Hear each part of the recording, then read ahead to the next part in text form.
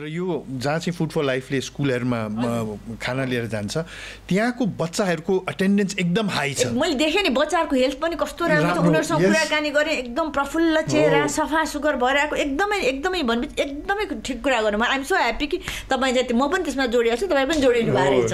So मैले सोधेँ मास्टरहरूलाई यो होइन फुड फर लाइफले गरेर उहाँले भन्नुभयो बच्चाहरूको एटेन्डेन्स किन भन्दाखेरि आमा बाउलाई पनि जुन मूल छाक छ खाने उनीहरूले अब त्यो स्कुलमै खान्छ भनेर उनीहरूको पनि इकोनोमिक बर्डन पनि कम भयो।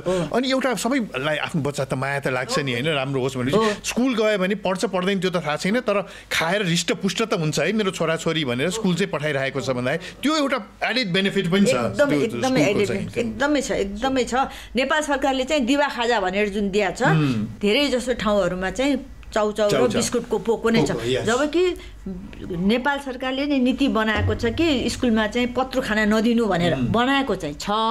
कमसेकम त्यो नीति बनायो, तर त्यो नीति 100% लागू भएको छैन। कुनै कुनै ठाउँमा चाहिँ लागू भएको छ, स्कुलमा बनाएर दिन्छन् होइन, तर धेरै जसो ठाउँमा चाहिँ उही चाउचाउको पोको दिन्छन्। त्यो चाउचाउको पोको दिएपछि त त्यो बच्चाको मस्तिष्क, स्वास्थ्य, लिभर, पेट सब खराब हुन्छ। एकदमै स्याड कुरा। र यो यही फुड फर लाइफले मलाई के देखायो भने सरकारले अब हामी धनी देश होइन होइन, त्यही भएर सबै चिज गर्न सक्यो। एउटा विद्यार्थीले यति रुपियाँ भन्छ होइन, त्यति रुपियाँले साँच्ची नै पौष्टिक खाना आउनु अलिक गाह्रै हुन्छ। तर फुड फर लाइफको त्यो पैसा पनि छ, तर प्राइभेट सेक्टरको पनि एउटा भएको भएर चाहिँ जुन खाना बन्छ त्यहाँ र जुन चाहिँ मैले पनि खान्छु त्यहाँ गएँ कि म पनि खान्छु, मलाई मिठो लागेर खान्छु है, पौष्टिक भएर पनि होइन, मिठो छ त्यो होइन, त्यो ऊ पनि छ।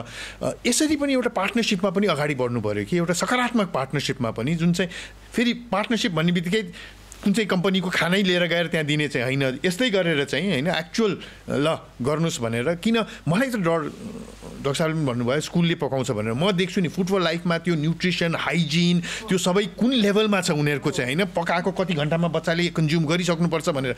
अब स्कुलको काम खाना पकाउने होइन, उसले पनि कसैलाई दिन्छ पकाउनुलाई, त्यहीँ पकाए पनि एउटा कोठा दिए पनि त्यो लेभल अफ त्यो हाइजिन र ऊ त हुँदैन। अनि फेरि त्यसको अर्को नकारात्मक प्रभाव चाहिँ पर्न सक्छ जस्तो लाग्छ मलाई।